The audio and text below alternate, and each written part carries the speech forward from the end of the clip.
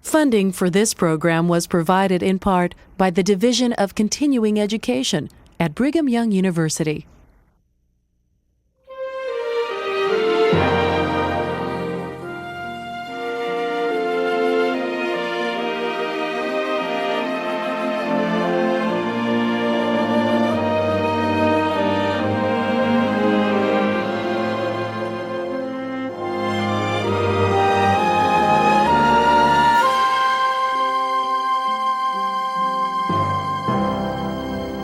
We're pleased to welcome our viewers to another of our series of roundtable discussions on the New Testament. Our participants today are Brother Victor Ludlow, Brother Jeffrey Marsh, Brother Richard Draper, and myself, Brother Joseph McConkie. We're all professors of ancient scripture at the Brigham Young University. Our subject is the book of Revelation. We're picking up today in the 4th chapter. And I think maybe, Brother Richard, it might be helpful for you to give us a broad overview of the setting and what we're about to read takes place. All right. As we've discussed already, John's on the Isle of Patmos. It's Sabbath. He's meditating, and then he hears the voice of the Lord calling to him, and out of that grows these wonderful visions. We are now going to move into what might be considered the most bizarre area of Revelation, in that we are going to be working with beasts and with horns and with lamps, seals, just all kinds of things like that. Trumpets. And so there's a couple of things that I believe that we need to keep in mind as we go through this. John did not create the images. God created the images. And the images are not to be, they're not to be drawn. God did not create them for the brush. He actually created them for the mind. They're a riddle. As God said to Ezekiel, riddle unto the people a riddle. And Ezekiel goes forth in his ministry doing these very bizarre things to arouse in the people a curiosity about what he is doing, so that they would try to figure it out. And in trying to figure it out, they would have to invest some of themselves into the process. And if they figured it out through humility in the Spirit, whoa, they had the revelation. So in addition to having apocalyptic, meaning future events being foreshadowed, there's also personal meaning that can be drawn from some of these images. And that's a really good point that you're making there too, Jeff, and that is within the context of Revelation, John's trying to say some things, but within the context of the Scripture, sometimes the Lord can speak to us individually. It's a really good point. But just to conclude my thought, the Lord is creating for us a series of symbols that He really asks us to try to translate. So our objective then is to get beyond the symbols to those realities. And of course, Joseph Smith helped us with that. In fact, in a very marvelous manner, one of the things that gives us some measurable confidence in the reading, particularly of chapters 4 through 11, is what we know today as Section 77 of the Doctrine and Covenants. Section 77 is a revelation given to the prophet Joseph Smith back in March of 1832. It obviously grows out of his labor on what we know as the Joseph Smith translation. It comes to us in question and answer form. So what the prophet does, starting with John chapter 4 and the 6th verse, he asks a question of the Lord and then responds by way of the spirit of revelation. So, for instance, in this instance, the question is, what is the sea of glass spoken of by John, 4th chapter and 6th verse of the Revelation? And then we get a very concise but very enlightening answer by way of revelation. Answer, it is the earth in its sanctified, immortal, and eternal state. And so we proceed through section 77, through 15 questions, the last of which taketh into the 11th chapter of the book of Revelation. So We have some sure touchstones as we proceed that are very, very helpful to us, give us some real confidence, and I think emphasize the fact that if we've got a book called the Book of Revelation, why, it ought to take revelation to understand it. And indeed it does, and we've got some, and that's just a marvelous and important key to us. And these are key questions. I mean, a key unlocks a door and lets you in. It doesn't take you on a tour through the whole home. That's right. We don't get a tour of the entire book, but it's the key elements of the book of Revelation that Joseph asked about, and by asking these questions, it unlocks so much more to our view. And don't we wish there were more keys? I mean, instead of one section, I mean, I wish we had another 150 question and answer sections of the Doctrine. He makes it look so easy that, why didn't he just continue? Yeah, I mean, we could use another 50 sections just on this book of Revelation. I'd like to see 50 on, I've got some questions on Isaiah. That and I'd Daniel like to, and so on. We've got a few of those too. One Christian writer said, the book of Revelation is a book that either finds a man mad or leaves him so. Yes. And another one said, it's unintelligible, it contains as many symbols as words. And then the prophet read it and he said, the book of Revelation is one of the plainest books God ever caused to be written. But he saw the same vision. No, he saw the movie. If you've seen the movie, the book's no big deal. That's right. That's right. That's right. He's seen the same vision, and so he knows, he immediately can connect with it. But it's still these questions and what we have through other commentary through the Scriptures and modern-day prophets, resources we have like cross-referencing our topical guide, we actually have a lot of little keys, a number of them as Latter-day Saints that we have access to that help not just unlock the big rooms with these few basic questions, but open up a lot of the closets and the little pantries and the other areas on the way. So that although there's still a lot to be studied and a lot we're not certain about, we can at least get the basics and understand what is John trying to record here from this vision that we know Nephi and others have seen, but they were told they weren't to record it. It was John's responsibility to do it. So obviously this is what Heavenly Father wants as the guideline, the template of these events, of His dealings with His children through the years, with the ultimate victory firmly in the Lord, established in the record. Yeah. Well, Joseph, just to get us in the text, I'd just like to point out something in verse 1. All right. It's interesting that it starts out, after this I looked and I beheld a door set in, the door was opened in heaven. Then I hear a voice, as it were, talking with me. It says, come up hither, and I will show thee things which must be hereafter. And we contrast that with the first part of the vision, chapter 1, where it's things which must shortly come to pass. So here we make our transition then from John's day to the rest of history from John's day forward. There's another very interesting scriptural motif that is being followed here, and that is the high mountain experience given to the prophet, where he's just shown this panoramic vision and invited, and this is a very typical temple motif, to see where he fits in relationship to this larger picture that really reaches from eternity to eternity. And in those visions where the prophet is caught up into the high mountain, typically he's either shown a vision from which he gets his message, or he's given a book to read. And of course that raises that ageless question as to which is better, the book or the movie, you see. That's very good. Okay. Here, it's really in a sense a combination of both, because he's talking about this book with its 7 seals, and at the same time seeing and describing in this imagery that, and being in the Spirit as this is all unfolding. And isn't that archetype another divine witness for the prophet Joseph Smith, who fits the pattern perfectly that all the ancients follow? A vision, the Spirit, a book is given to him. Yes, and in fact then that becomes one of the themes as the book of Revelation unfolds, the book that is to come forth that Joseph Smith will translate. So let's read the little chapter introduction to chapter 4, and then take a look at some of the key verses at least.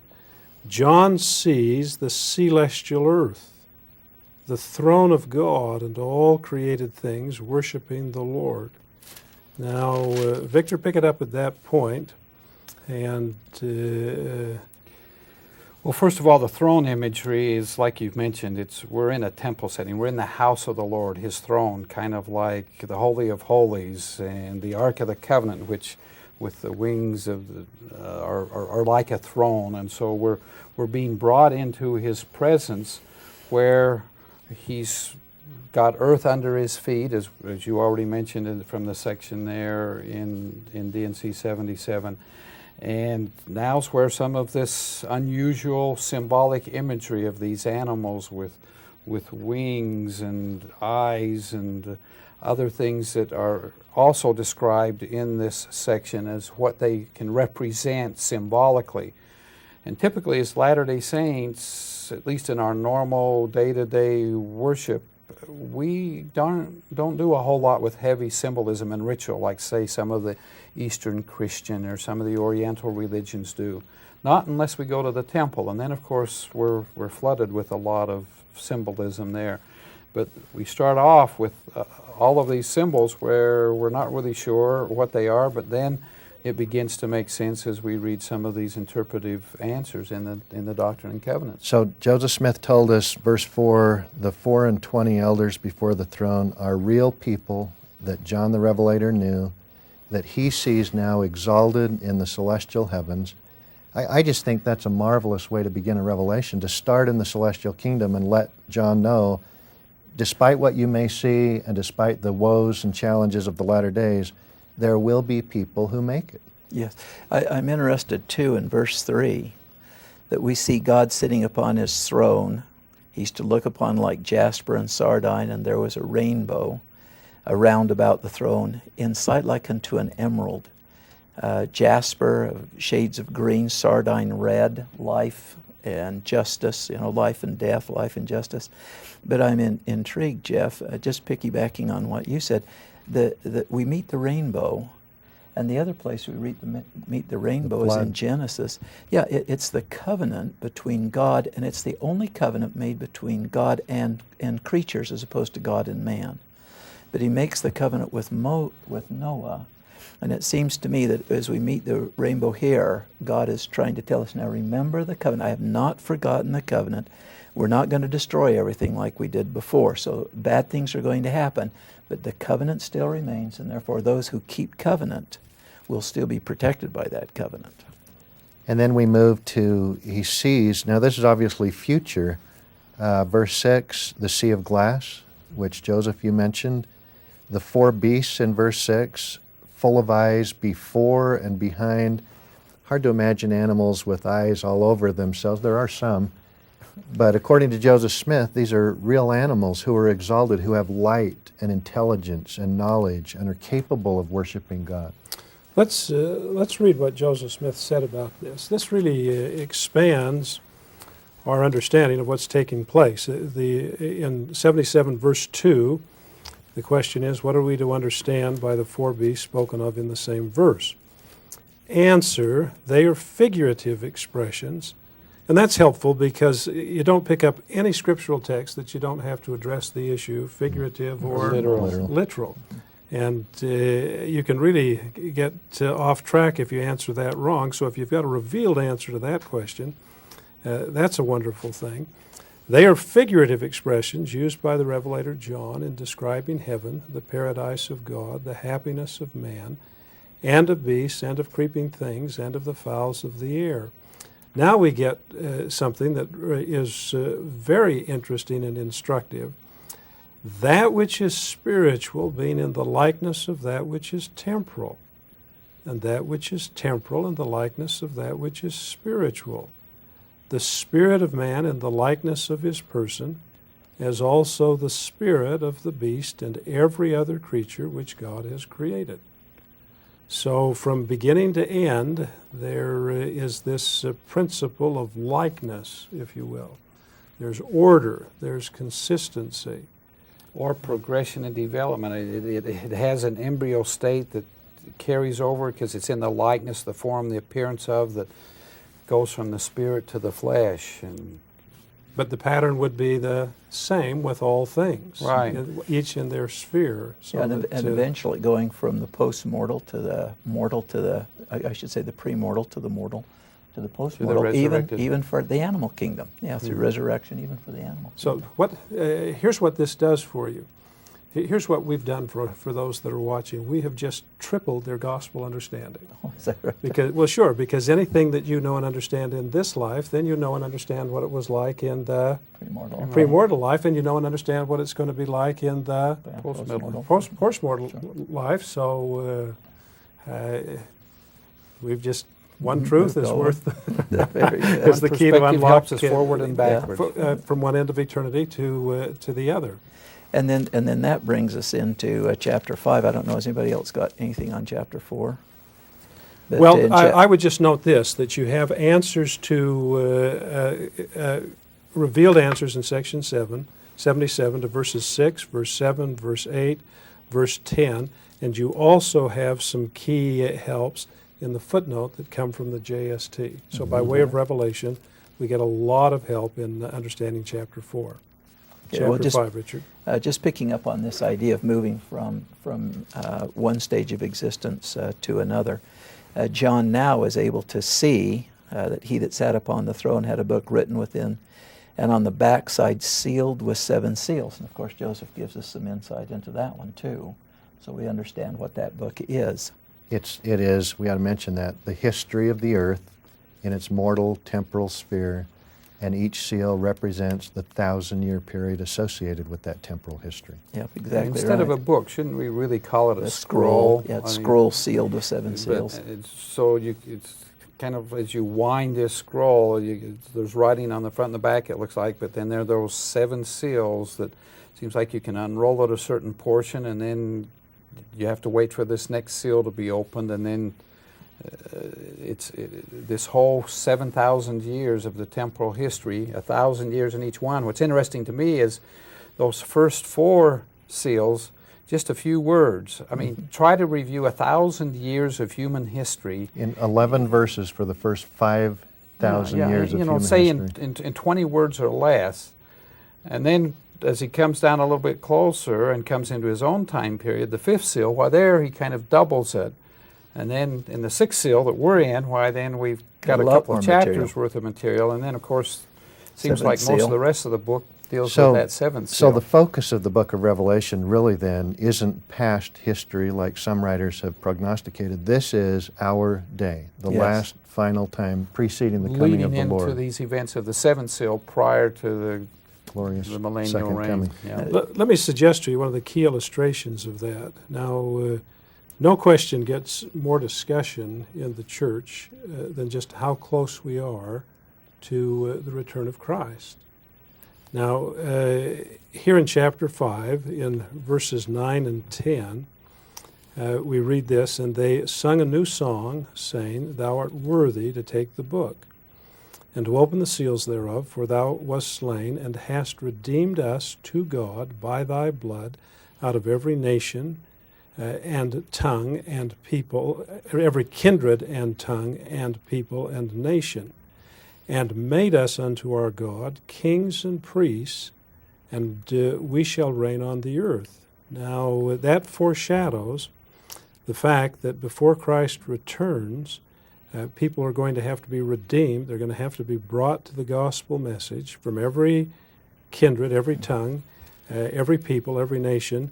But then it's going far beyond that, and it's saying among all of those people, we're going to have those who are kings and priests. Suggesting that they will need to be endowed, go through the They will have to have temples. received the fullness of all temple All the blessings. gifts and blessings of God. Yeah.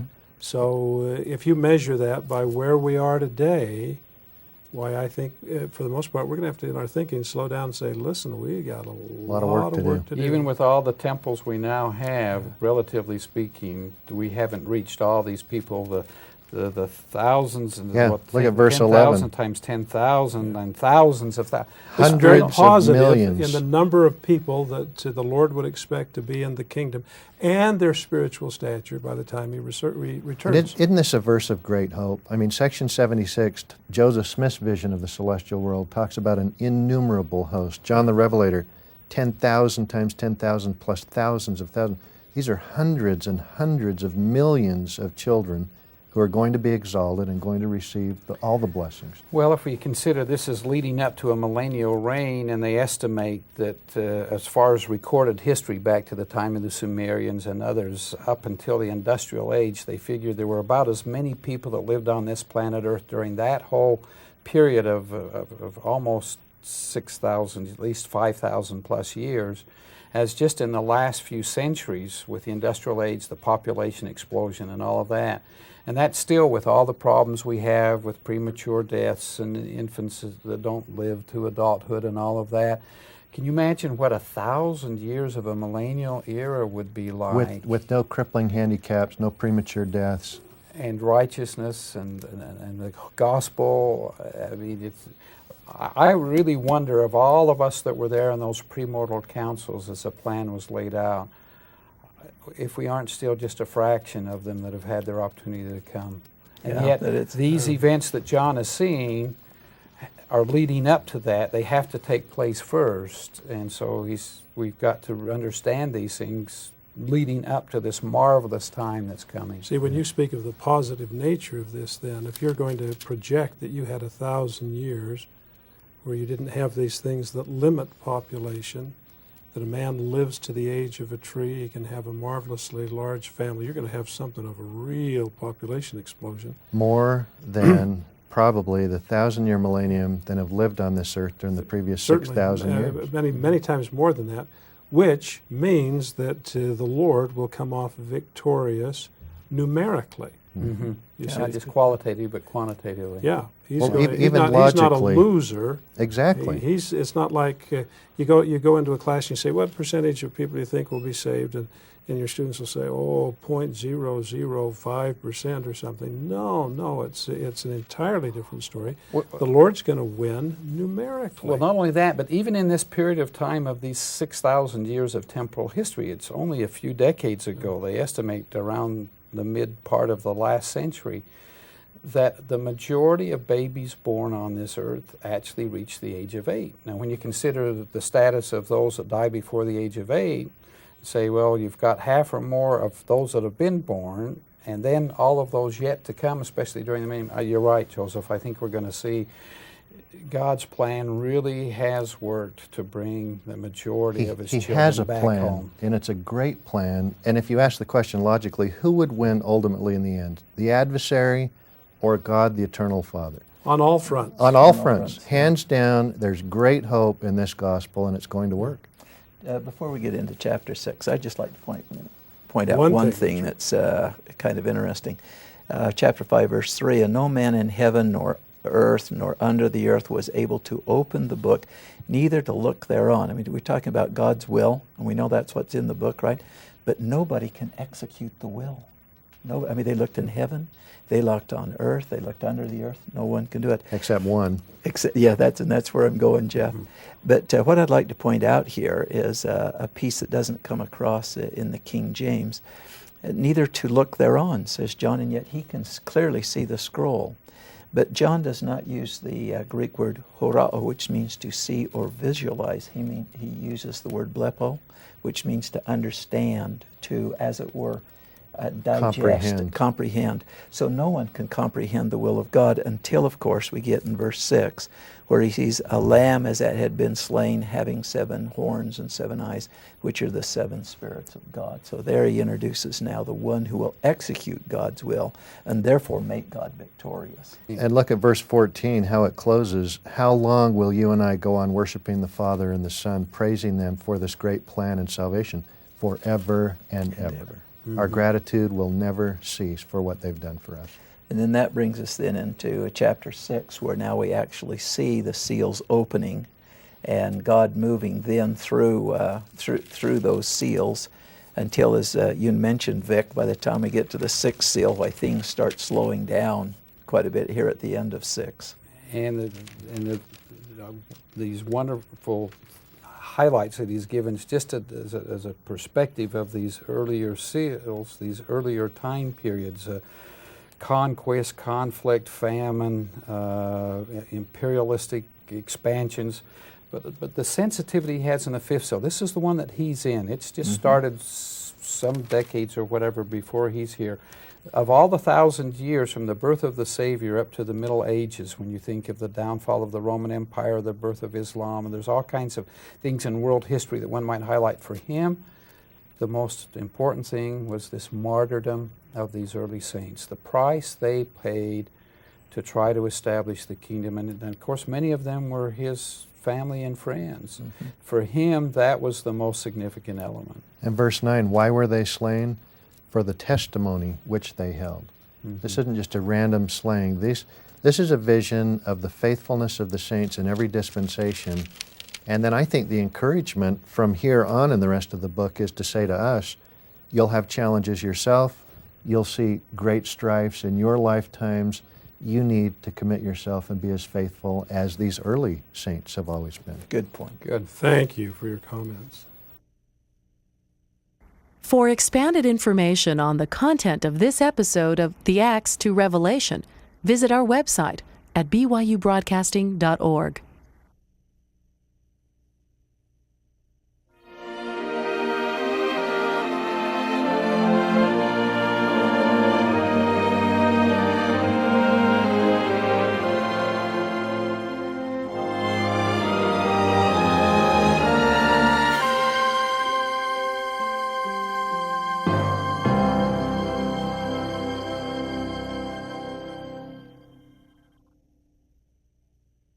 Funding for this program was provided in part by the Division of Continuing Education at Brigham Young University.